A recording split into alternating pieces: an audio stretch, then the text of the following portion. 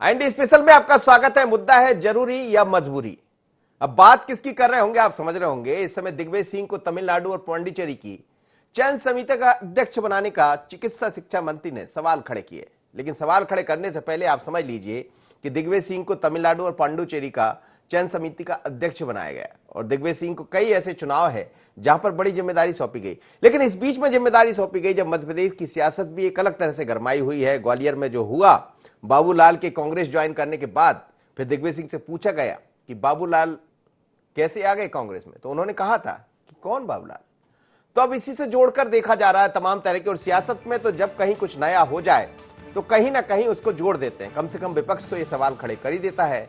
लेकिन अब जब दिग्विजय सिंह को जिम्मेदारी सौंपी गई है तो चिकित्सा शिक्षा मंत्री विश्वास सारंग ने तंज कसा है, बयान दिया है कि वो तो जहां भी जाते हैं वहां बंटाधार हो जाता है। अब वहां जाएंगे तो हमारे लिए रास्ता आसान हो जाएगा। लेकिन जैसे ही इस पर बयान विश्वास सारंग का आया तो दिग्विजय सिंह के खास और पूर्व मंत्री पीसी शर्मा उन्होंने भी सवाल खड़े कर दिए। उन्होंने कहा कि ये दिग्विजय सिंह है, समझना पड़ेगा, सीनियर लीडर है, उनको जिम्मेदारी नहीं तो किसको सौंपी जाएगी, क्योंकि उनके पास एक अनुभव है।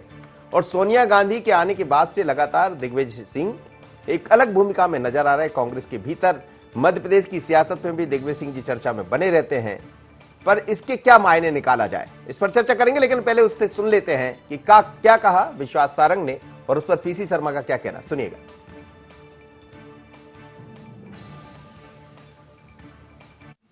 ये वैसे कांग्रेस का इंटरनल मामला है, पर जहां जहां पैर पड़े संतन के ताता बंटा ढार, तो बंटा ढार करने वाले लोग जहां जाएंगे वहां बंटा ढार ही होगा। और कांग्रेस उस लक्ष्य को लेकर चल रही है कि कश्मीर से लेकर कन्याकुमारी और अटक से लेकर कटक तक ये हिंदुस्तान कांग्रेस मुक्त होगा। और इसीलिए ऐसे नेताओं को भेजा जा रहा है वहां जिन्होंने अपने प्रदेश का बंटा ढार किया है। पर मध्य प्रदेश का आज कांग्रेस का कार्यकर्ता बहुत खुश है। कमलनाथ जी से लेकर अरुण यादव और सुरेश पचौरी जी, अजय सिंह जी से लेकर और उनकी जो युवा ब्रिगेड है, आज इस बात को लेकर बहुत प्रसन्न है कि अब दिग्विजय सिंह जी को मध्य प्रदेश से पूरी तरह से बाहर कर दिया है। और मुझे जो सूचना मिली है कि ये सब कमलनाथ जी के रिकमेंडेशन पर हुआ है, क्योंकि जिस प्रकार से कमलनाथ जी की 15 महीने की सरकार में दिग्विजय सिंह जी ने मध्य प्रदेश का और बंटा ढार किया, उसको लेकर कांग्रेस नेतृत्व को लगता है कि दिग्विजय सिंह जी को मध्य प्रदेश से दूर करना चाहिए। देखिए, दिग्विजय सिंह जी मध्य प्रदेश के पूर्व मुख्यमंत्री हैं, राज्यसभा के सदस्य हैं दूसरी बार। ये अब दिग्विजय सिंह ही इस भारतीय जनता पार्टी शिवराज सिंह चौहान की सरकार का बंटा ढाल कर देंगे। तो क्या दिग्विजय सिंह का पांडिचेरी और तमिलनाडु का प्रभारी बनना जरूरी है कांग्रेस के लिए या फिर दूरी है? क्योंकि विपक्ष तो यही कह रहा है कि दूरी बनाने का प्रयास किया है आला कमान ने। समझते हैं, इस पर चर्चा करेंगे। मेरे साथ जुड़ रहे हैं ब्रजगोपाल लोया, media panelist, Bharatiya Janata party के। ब्रजगोपाल जी, आपका स्वागत है। अब्बास हफीज जी हैं, प्रवक्ता कांग्रेस के। अब्बास जी, आपका भी बहुत स्वागत है। और स्टूडियो में मौजूद रहेंगे हमारे एडिटर चीफ सुनील श्रीवास्तव। सुनील भाई, आपका भी बहुत स्वागत है। ब्रजगोपाल जी, यदि किसी को प्रभारी बना दे तो भी आपको उसमें कुछ दिखने लगता है, यदि कोई भारी जिम्मेदारी सौंप दे तो भी दिखने लगता है, और फिर भी आप कहते हैं कि कश्मीर से कन्याकुमारी तक ये कांग्रेस की समाप्ति की तैयारी है। देखिए मनोज जी, मैं आपको एक बात बताऊं, माननीय दिग्विजय सिंह तो कांग्रेस कहाँ का प्रभारी बनाती है वो कोई हमारी विषय नहीं है जी। परंतु जब आप पूछते हैं तो उसका उत्तर देना भी हमारी राजनीतिक मजबूरी है कि कांग्रेस इस तरह दिग्विजय सिंह जी का इस्तेमाल करती है, वो कहाँ कहाँ अपने आप बंटा ढार करवाना चाहती है, वो कांग्रेस का आंतरिक मामला है। परंतु महत्वपूर्ण ये है कि जब घटनाक्रम देखते हैं कि वो किस तरह हुआ कि माननीय कमलनाथ जी की रिकमेंडेशन होती है और उन्हें तमिलनाडु और पौंडीचेरी का प्रभारी बनाया जाता है दिग्विजय सिंह जी का। आपको याद होगा दिग्विजय सिंह जी पहले भी केरल के प्रभारी रह चुके हैं और केरल में वामपंथी सरकार की वापसी में उनकी अच्छी खासी भूमिका थी। तो ये जो कमलनाथ जी उसको रिकमेंड करते हैं तो ये समझ आता है कि कांग्रेस पार्टी और उसके बड़े नेता नहीं चाहते हैं कि दिग्विजय सिंह जी मध्य प्रदेश कांग्रेस में देखें या उनका हस्तक्षेप मध्य प्रदेश में हो, इसलिए हम राजनीतिक रूप से उस पर टिप्पणी करते हैं। निजी तौर पर तो कांग्रेस का आंतरिक मामला है, वो जहां जिसको लगा है, परंतु कांग्रेस के बहुत सारे नेता, खासतौर से बड़े नेता, वो दिग्विजय सिंह जी के प्रभाव से और आभा मंडल से मध्य प्रदेश कांग्रेस की मुक्ति चाहते हैं, जो शायद अभी कांग्रेस पार्टी ने किया है। जी अब्बास जी, ऐसा कुछ है या कांग्रेस के लिए जरूरी है क्योंकि पौंडीचेरी तमिलनाडु में वापसी करना है, सरकार बनाना है और किसी तरह कांग्रेस मजबूत हो जाए, या वास्तव में जो स्थितियां कुछ दिनों से देखी जा रही मध्य प्रदेश में, जब से बाबूलाल ने कांग्रेस ज्वाइन की है तब से कई तरह की चर्चाएं चल रही है कि दिग्विजय सिंह जी कुछ बोल नहीं रहे, उनकी तरफ से ऐसा कहा जा रहा, हम नहीं कह रहे कि मानक अग्रवाल कुछ बोल देते हैं, तो ये सब कुछ ठीक नहीं चल रहा है, और ठीक नहीं चल रहा है तो फिर थोड़ी सी दूरी बना ली जाए। देखिए क्या है, एक शेर है, तूफान कर रहा था मेरे अज़्म का तवाफ, दुनिया समझ रही थी कि कश्ती भंवर में है। भारतीय जनता पार्टी को लगता था कि दिग्विजय सिंह जी की कोई पोजीशन नहीं है, कहीं उनकी जरूरत नहीं है और पार्टी आला कमान पसंद नहीं करती, ऐसे सारे शगुफेबाजी बीजेपी फैलाती रहती थी, क्योंकि दिग्विजय सिंह जी का जो डर था अपने ने कार्यकर्ताओं में और जितनी गड़बड़ घोटाले करते हैं उनमें कम करने के लिए, जो इनका जो सताती है चीज। लेकिन अब जब देखते हैं कि वही पुरानी चीज है, कोई पहली बार तो है नहीं, स्क्रीनिंग कमेटी का अध्यक्ष बनना, बहुत सारे पदों पर दिग्विजय सिंह जी रहे हैं, पार्टी के महासचिव रहे हैं, महासचिव प्रभारी रहे हैं। ये केरल की बात कर रहे थे, दिग्विजय सिंह जी प्रभारी उत्तर प्रदेश के भी थे। जब लोकसभा चुनाव 2009 में हमने लड़ा था यूपीए के नेतृत्व के अंदर, सबसे अच्छा परफॉर्मेंस पिछले कई सालों का था, 21 सीटें यूपीए जीत की कांग्रेस आई थी वहां पर। तो ये सारी की सारी चीजें हैं, कोई नई बात नहीं है। बीजेपी को का दिन से सुबह से शाम नहीं हो सकती और शाम से उसकी रात नहीं हो सकती जब तक वो दिग्विजय सिंह जी के ऊपर टीका टिप्पणी करके उनके अलग अलग नेता अपने कद को बढ़ाने की कोशिश ना करें। कितने हमने देखे विधायकों से मंत्री बन गए, भाजपा में उपलब्धि क्या है, दिग्विजय सिंह जी के ऊपर झूठे आरोप लगाना, उनके ऊपर टीका टिप्पणी करना। अरे अपने बारे में सोचें, अपनी बात करें, आपकी पार्टी के अंदर क्या हो रहा है उसको देखें, कौन सिंधिया समर्थक किस बीजेपी मूल भाजपाई पे हावी हो रहा है ये देखें। ये सारी बातें हैं, इनकी परेशानी है, उससे बचने के लिए ये इस तरह की टीका टिप्पणी। अच्छा, मध्य प्रदेश में हुआ तो है बहुत कुछ, अभी दिखाई दिया, अलग अलग बयानों ने थोड़ा बहुत तो मुश्किल में डाला होगा कांग्रेस को। देखिए अलग अलग बयान अलग अलग वक्त पे हर पॉलिटिकल पार्टी के नेताओं के आते हैं, हर पॉलिटिकल पार्टी उसके लिए तैयार रहती है। बीजेपी के अंदर गौर साहब ने क्या कुछ नहीं कहा था इससे पहले, कुसुम महदेले जी अभी हैं और उनको लंबी उम्र मिले, उन्होंने क्या कुछ नहीं कहा पार्टी के बारे में। तो ये सारी की सारी चीजें हर राजनीतिक दल में होती हैं। हर राजनीतिक दल में जब वैचारिक मतभेद होते हैं मनोज जी, तो वो उसको लोग रखते हैं सामने। अब उसको दूसरी पॉलिटिकल पार्टी अपने राजनीति के लिए इस्तेमाल कर लेती है, तो ये उसका फायदा हो जाता है उससे। जी सुनील जी, आप दोनों को सुन रहा है, लेकिन सवाल ये भी है कि दिग्विजय सिंह का कद एक अपनी जगह रहा है। आप कुछ भी कहते रहिए लेकिन वो चर्चा में बने रहते हैं। यदि मध्य प्रदेश में हैं तो भी कुछ ना कुछ ऐसा करेंगे, और इस उम्र में इतने एक्टिव बने रहना, ये तो दिग्विजय सिंह की खासियत है। पर सच में तमिलनाडु पौंडीचेरी पहुंचाना, क्या ये मानकर चल रही जिस तरह से वहां पौंडीचेरी में सरकार गिर गई, पहले ही गिर गई सरकार चुनाव होने से पहले, और लगता है कि दिग्विजय सिंह जाकर वहां संभाल लेंगे, यह सच में कमलनाथ वर्सेस दिग्विजय सिंह है? देखिए दोनों बातें हो सकती हैं मनोज जी, क्योंकि एक तो मध्य प्रदेश में जिस प्रकार से सियासी घटनाक्रम रहा है और एक दूसरे को लेकर, क्योंकि लगातार जब कमलनाथ सरकार गिरी तो लगातार आरोप दिग्विजय सिंह पर ही लगते रहे हैं, चाहे उमंग सिंगार की बात करें या दूसरे नेताओं की बात करें। सरकार गिरने की एक बड़ी वजह दिग्विजय सिंह को बताया गया है, जो सिंधिया समर्थक थे।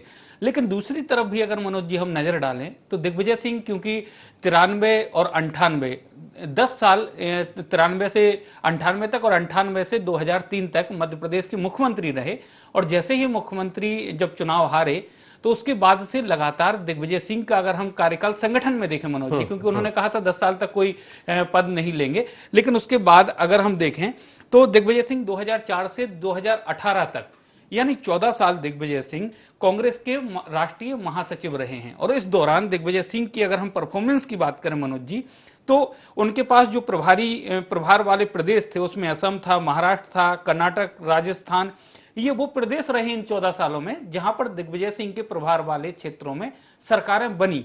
इसके अलावा अगर हम बात करें उत्तर प्रदेश, गोवा और बिहार, ये भी दिग्विजय सिंह के प्रभार वाले प्रदेश रहे हैं। यहां पर सरकारें नहीं बन पाई लेकिन वोट परसेंट कांग्रेस का बढ़ा, यानी दिग्विजय सिंह को जो जिम्मेदारी। गोवा में तो फिर कई तरह के सवाल भी उठे थे, शायद आपको याद हो। बिल्कुल बिल्कुल मनोज जी, गोवा में क्योंकि कुछ वोटों से कुछ विधायकों की कमी या फिर कहें सरकार बनाने में चूक गए थे, तो उसको लेकर सवाल जरूर उठे थे। लेकिन उसके बावजूद भी अगर परफॉर्मेंस बेस पर बात करें, हम संगठन के लिहाज से बात करें, रणनीति के लिहाज से बात करें, तो दिग्विजय सिंह की रणनीति कारगर साबित हुई है।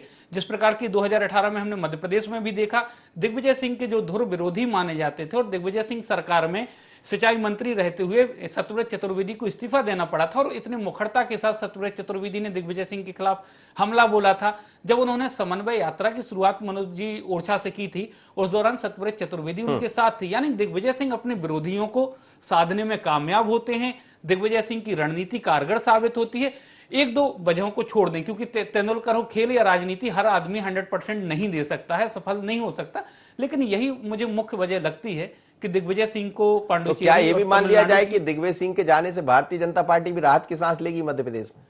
मध्य प्रदेश में मनोज जी जरूर कुछ दिन के लिए राहत की सांस ले सकती है भाजपा, लेकिन क्योंकि तमिलनाडु एक बड़ा प्रदेश है, वहां पर राजनीति बहुत तेजी से बदल रही है। दक्षिण कांग्रेस को देखना है, क्योंकि दक्षिण भी कांग्रेस के हाथ से फिसलता जा रहा है, तो उत्तर के साथ साथ अब दक्षिण भी बीजेपी मय हो रहा है, तो इसलिए भी दिग्विजय सिंह को वहां पर पार्टी ने भेजा है प्रभारी बनाकर। अब देखना है दिग्विजय सिंह कितनी बेहतर तरीके से वहां प्रबंधन करते हैं। लेकिन एक बात और मनोज जी, जिस प्रकार से लोया जी की बात करें, विश्वास सारंग की बात करें, कांग्रेस के आंतरिक कलह पे बात हो रही थी कि कमलनाथ और दिग्विजय सिंह में नहीं बन रही, इसलिए उनको प्रभारी बना दिया गया।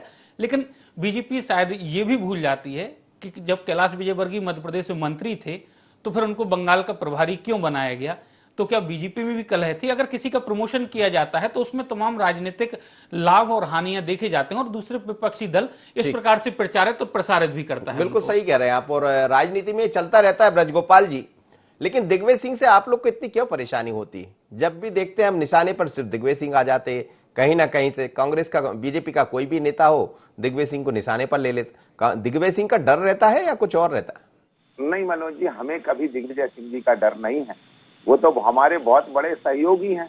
और देखिए, ये मैं नहीं कह रहा हूँ, 16 मार्च को जब कमलनाथ जी की सरकार गिर रही थी तो नेशनल मीडिया पर कांग्रेस के प्रवक्ता आदरणीय मुकेश नायक जी वहां बैठे थे और उन्होंने ये कहा था, प्रवक्ता जो कहता है वो पार्टी की बात होती है, उन्होंने ये कहा था कि दिग्विजय सिंह जी के कारण ये सरकार आज गिर रही है, क्योंकि कमलनाथ जी ने दिग्विजय सिंह की आंखों से देखना शुरू किया, दिग्विजय सिंह जी के मुंह से बोलना शुरू किया और दिग्विजय सिंह के कानों से सुनना शुरू किया। ये मैं नहीं कह रहा, ये कांग्रेस पार्टी कह रही है। दूसरी बात मैं आपको बताऊं कि यदि कांग्रेस में इतने उपयोगी दिग्विजय सिंह जी भी हैं, तो क्या आपको नहीं लगता कि जब वे महासचिव थे तब प्रभार थे भिन्न भिन्न राज्यों के, आज वो कांग्रेस में किसी दायित्व पर नहीं है। परंतु मैं कहता हूं कि कांग्रेस पार्टी का ये ऐसा मामला है कि उन्हें अपने किसी भी कार्यकर्ता का कहां इस्तेमाल करना है ये वो बखूबी जानते हैं, क्योंकि कारण इसमें एक और है। आज आप मुझे एक बात बताइए, एक कांग्रेस के भीतर एक वरिष्ठ नेताओं का समूह बन गया G23।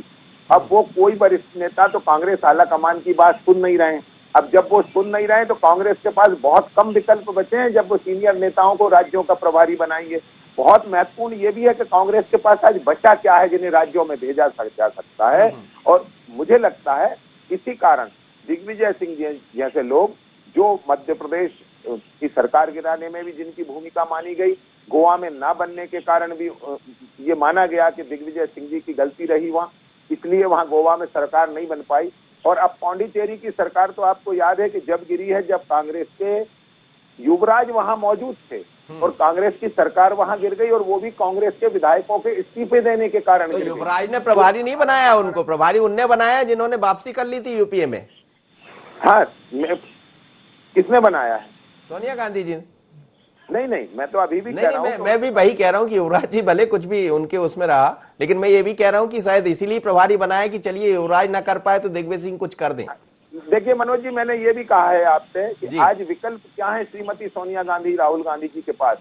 गुलाम नबी आजाद लगभग नहीं है, आनंद शर्मा जी नहीं है, कपिल सिब्बल नहीं है, कितने नेताओं की लिस्ट है, उसको आजकल G23 नाम से आप और हम सब जान रहे हैं। तो अब कितने विकल्प बचे हैं? जब विकल्प ही नहीं है तो दिग्विजय सिंह जी की वहां ड्यूटी लगना लाजमी है कि जब कोई है नहीं। और दूसरी बात, मध्य प्रदेश में कमलनाथ जी और बहुत सारे नेता हैं जो दिग्विजय सिंह जी से मुक्ति चाहते हैं, तो ठीक है वो वहां चले जाएं। जहां तक भारतीय जनता पार्टी का प्रश्न है, उन्हें दिग्विजय सिंह जी के बनने में ना तो कुछ गलत नजर आता, ना आपत्ति नजर आती, परंतु हमें लगता है कि जो व्यक्ति मध्य प्रदेश में 10 साल मुख्यमंत्री रहा वो कांग्रेस में इस तरह बार बार उनका दुरुपयोग करे या उनको हाशिए पर डाले, ये ठीक नहीं। चलिए अब्बास हफीज जी जवाब दीजिएगा, प्रतिक्रिया दीजिएगा आप अपनी। लेकिन सवाल ये भी है कि जो एक बड़ा सवाल उठ रहा है कि बड़े नेता अब रहे नहीं। कुछ दिन पहले एक जम्मू में मीटिंग भी हुई है, उसका जिक्र भी खूब चर्चा में बना है और तमाम तरह की बातें कही जा रही। तो क्या दिग्विजय सिंह वास्तव में वहां पहुंचाना जरूरी हो गए थे क्योंकि नेता भी नहीं थे? भारतीय जनता पार्टी को मनोज जी बॉलीवुड में काम करना चाहिए। अब इनका प्रोडक्शन हाउस खोलना चाहिए, भारतीय जनता प्रोडक्शन हाउस। ये फिल्में बनाने के अंदर बहुत अच्छे आएंगे, अपने हिसाब से स्टोरी लिख देते हैं, अपने हिसाब से स्क्रिप्ट, अपने हिसाब से गाने, अपने हिसाब से स्टोरी लाइन, उसको फिर क्लाइमेक्स चले जाते हैं। ये बातें कर रहे हैं कांग्रेस के आंतरिक संगठन की। देखिए सबसे बड़ी बात यह है कि ये कह रहे हैं कि कांग्रेस के अंदर वरिष्ठ नेता नहीं बचे। इनकी पार्टी ने 75 साल के ऊपर मार्गदर्शक मंडल के अंदर भेज के बेकार कर दिया जाता, रिटायर कर दिया जाता, और हमारी पार्टी के जो 75 प्लस नेता अगर कहीं और कुछ बात कर रहे हैं तो इनके लिए ये हो जाता है कि साहब अब नेता नहीं बचे। नेताओं की भरमार हर पॉलिटिकल पार्टी के अंदर होती है, हर राजनीति का स्टूडेंट होता है, तो ये सारी चीजें बेतुकी हैं। दूसरी बात अगर कही जाए कि जो ये कह रहे थे कि साहब उनको बाहर बीजेपी ने तो लाइन सेकंड लाइन पर काम करना ही शुरू कर दिया है बाजी, ये भी तो है। देखिए मैं दूसरी बात ये कह रहा था कि ये कह रहे थे कि भाई उनको वहां पे लगा दिया गया ताकि यहाँ नहीं आए। शॉर्ट टाइम स्क्रीनिंग कमेटी का काम होता है 7-8 दिन का। स्क्रीनिंग कमेटी का काम रेगुलर नहीं होता, परमानेंट नहीं होता। सबसे महत्वपूर्ण काम होता है विधायकों की, प्रत्याशियों की शॉर्ट लिस्टिंग करने का। अमरेश पटेल जी भी गए हैं, हमारे नेता असम गए हैं, दिग्विजय सिंह जी पहुंचे हैं। मध्य प्रदेश के लिए बड़ी उपलब्धि है कि हमारे लोग आज हर तरफ कांग्रेस के अंदर काम आ रहे हैं। दूसरी चीज, मुकेश नायक जी के ऊपर इन्होंने बात कही रख के कि साहब कांग्रेस के प्रवक्ता ने कहा, प्रवक्ता की लाइन ऑफिशियल होती है और पार्टी की लाइन होती है। हाँ, मैं मध्य प्रदेश कांग्रेस का प्रवक्ता हूं, मेरी लाइन ऑफिशियल होगी, लेकिन लोया जी मीडिया पैनलिस्ट हैं, उनकी लाइन ऑफिशियल नहीं होगी बीजेपी की। मुकेश नायक जी मीडिया पैनलिस्ट हैं, ना के प्रवक्ता हैं। मुकेश नायक जी की बात डिस्कशन में ली जा सकती है, पर पार्टी की ऑफिशियल लाइन नहीं होती उनका कहना, क्योंकि वो पार्टी के प्रवक्ता नहीं है। तो ये कांग्रेस की तरफ नहीं कह सकते हैं आप कि उन्होंने क्या बात कही। ये उन्होंने अपने लेवल पे की, अपने स्तर पर कही, वो अब जाने। पुडुचेरी की बात करते हैं, पुडुचेरी में दिन दहाड़े लोकतंत्र का हनन हुआ है। 3 विधायक जिनको नॉमिनेट किया गया था अमित शाह जी की मिनिस्ट्री ने, उनको वोटिंग का अधिकार दे दिया आपने। सुप्रीम कोर्ट में केस चल रहा था, तो वो बहुत लंबी चर्चा है, चर्चा का विषय बदल जाएगा। आज बात यह है कि दिग्विजय सिंह जी कांग्रेस के वो मजबूत सिपाहियों में से एक हैं जिन्होंने कांग्रेस के विपरीत परिस्थितियों के अंदर सरकार भी चला के दिखाई है। मध्य प्रदेश के अंदर जब अटल जी की तरफ से कोई पैसा नहीं आता था, उन हालात के अंदर बीजेपी जब पक्षपात करती थी, उसने मध्य प्रदेश के लोगों को जितना आराम पहुंचा सकते थे उससे ज्यादा पहुंचाया। पर ये ऊपर बैठे हुए थे केंद्र के अंदर नुकसान पहुंचाने के लिए। तो ये दिग्विजय सिंह जी का डर इनको हमेशा सताता है। उनकी एक समन्वय यात्रा ने पूरा माहौल बदल दिया भारतीय जनता पार्टी के खिलाफ। जो पूरा का पूरा वेव थी वो आके कैश हो गई। भाजपा 2023 से अभी से घबरा रही है। दिग्विजय सिंह जी, कमलनाथ जी, अरुण यादव जी, सुरेश पचौरी जी। लेकिन ये जो बंटाधार वाली बार कहती रही है भारतीय जनता पार्टी, पांडिचेरी में भी इसका जिक्र होगा। इन्होंने तो सिंधिया जी को लेते हुए विभीषण कह दिया था। तो भारतीय जनता पार्टी तो अपनों का सम्मान नहीं कर सकती, तो वो दिग्विजय सिंह जी का सम्मान क्यों करेगी। पांडिचेरी के अंदर क्या जिक्र होगा, क्या जिक्र नहीं होगा, एक नई इबारत लिखी जाएगी। दिग्विजय सिंह जी की समिति वहां जो विधायक प्रत्याशी चयन करेंगे वो देखिएगा कांग्रेस की सरकार बनाने में सबसे आगे। खैर क्या होगा सुनील जी, ये तो अभी तय होगा। लेकिन सवाल यही है, क्या दिग्विजय सिंह जिस तरह से सरकार गिरी पांडिचेरी में, क्या वापसी कर पाएंगे। तमिलनाडु की स्थितियां बहुत अलग है, ना तो वहां कांग्रेस है ना बीजेपी है, और जितना भी जो कुछ दिखाई दे रहा है उसमें बहुत ज्यादा कुछ काम करने की आवश्यकता होगी। शायद इसीलिए एक महत्वपूर्ण जिम्मेदारी दिग्विजय सिंह को मिली है। देखिए मनोज जी, अगर दिग्विजय सिंह की वर्तमान जिम्मेदारी की बात करें जो उनको सौंपी गई है, वो है स्क्रीनिंग कमेटी के चेयरमैन की। और स्क्रीनिंग कमेटी के चेयरमैन की जो जिम्मेदारी होती है उसमें सिर्फ ज्यादा काम होता नहीं, जैसा अब्बास जी ने भी कहा, सिर्फ उसमें यह है कि जो भी उनके पास प्रत्याशियों के लिए या फिर प्रत्याशी बनने के लिए जो आवेदन आते हैं, बायोडाटा आते हैं, उनमें से लोगों से मिलना, उनसे बातचीत करना, उनमें से एक जो पैनल है वो शॉर्टलिस्ट करना, और उसके अलावा जो लिस्टिंग होगी कि प्रत्याशी किस सीट से किसको बनाया जा सकता है, वहां के जातिगत क्षेत्रीय समीकरण क्या है, पिछली बार का इतिहास क्या रहा है, कब से कांग्रेस नहीं जीती, वोट परसेंट किस जाति का ज्यादा है, काफी जो यहां पर विकल्प होते हैं उन सभी विकल्पों को, सभी पहलुओं को जानना होता है और उसके आधार पर एक पैनल तैयार करना होता है। और पैनल जो ऑल इंडिया कांग्रेस कमेटी के अध्यक्ष होंगी उनको भेजा जाएगा, या फिर जो इलेक्शन कमीशन एक कमेटी होगी कांग्रेस की इलेक्शन कमेटी, उसको भेजा जाएगा। उसके बाद से जो नाम रहेंगे उसमें से कौन बेहतर हो सकता है चुनाव लड़ने के लिए कांग्रेस की दृष्टि से, उसको शॉर्टलिस्ट किया जाएगा और उसके बाद प्रत्याशियों की सूची जारी की जाएगी। तो कुल मिलाकर दिग्विजय सिंह के पास ऐसा नहीं है मनोज जी कि अभी उन राज्यों का प्रभारी बना दिया गया हो। जैसे कि मध्य प्रदेश की बात करें, मधुसूदन मिस्त्री जो कि गुजरात से आते थे उनको बनाया गया था। उस दौरान तमाम नेता जो चुनाव लड़ने के इच्छुक थे, जहां बड़ा लगता था, अपनी अपनी बात रखते थे, अपने क्षेत्र की बात बताते थे, वहां की समस्याएं। तो इन तमाम बातों को लेकर दिग्विजय सिंह को अभी सिर्फ प्रत्याशी जो बनने के उम्मीदवार बनने की उम्मीद लेकर दिग्विजय सिंह के पास जाएंगे, उनसे बात करनी है, उनके डिटेल लेना है और फिर क्षेत्रीय समीकरणों को देखते हुए एक पैनल तैयार करना है और पैनल एआईसीसी को देना है। लेकिन जो मध्य प्रदेश में चल रहा है सुनील जी, जैसी चर्चा का विषय बना हुआ, सियासत है, ये चर्चा होती रहती कई तरह की। अभी हमने देखा कि जैसे ही बाबूलाल कांग्रेस को ज्वाइन किए, उसके बाद मानक अग्रवाल का कोई बयान आता तो ये भी कहा जाता है कि वो कहां से आता, कैसे आता। दिग्विजय सिंह से जब पूछा जाता तो वो कहते कौन, मैं नहीं जानता। तो क्या पार्टी के अंदर कहीं कुछ गड़बड़ तो है? देखिए मनोज जी, पार्टी के अंदर जरूर ये कह सकते हैं, क्योंकि जो गुट जैसे हम लगातार बात करते हैं कि कांग्रेस कुनबे में बटी हुई पार्टी है। चाहे सिंधिया जी की बात करें, जब सिंधिया जी थे तो उनका एक कुनबा अलग होता था। अब अगर सिंधिया जी को छोड़ दें तो दिग्विजय सिंह, कमलनाथ जी, सुरेश पचौरी जी, ये ऐसे कुनबे हैं। अरुण यादव भी इसमें अलग हो गए। तो ये ऐसे कुनबे हैं कि जहां पर हर आदमी अपने जो समर्थक है उसकी बात करता है, उसके बयान को आगे बढ़ाने की कोशिश करता है, उनको ज्यादा से ज्यादा टिकट देने की बात करता है। और यही वजह है कि कांग्रेस को कई जगह फायदा और कई जगह नुकसान पहुंचाती है। ब्रजगोपाल जी, मुकेश नायक ने जो कहा उससे इत्तेफाक नहीं रखती कांग्रेस? नहीं, देखिए, कांग्रेस तो किसी की भी बात को इत्तेफाक नहीं रख रही है। मैंने आपको अभी बताया, कांग्रेस उन नेताओं पर की बात को इत्तेफाक नहीं रख रही है जिनको बड़े प्रसन्नता से अब्बास भाई कह रहे थे हमारे साथी कि वरिष्ठ नेताओं का भारतीय जनता पार्टी में सम्मान नहीं है। तो आप कांग्रेस के वरिष्ठ नेताओं का सम्मान कर लीजिए, गुलाम नबी आजाद जी का कर लीजिए, आनंद शर्मा जी का कर लीजिए, आप कपिल सिब्बल जी का। उन्होंने अपनी पूरी जिंदगी बचपन से लेकर बुढ़ापे तक पूरी कांग्रेस में लगा दी। आप उनकी बात का सम्मान कर लीजिए। और उन्होंने भी कोई बड़ी बात नहीं कही है। उन्होंने ये कही है कि कांग्रेस की संगठन की मजबूती के लिए उसमें ब्लॉक से लेकर राष्ट्रीय स्तर तक चुनाव आवश्यक हैं। आज कांग्रेस वर्किंग कमेटी में कौन कौन है ये तय नहीं हो पा रहा है।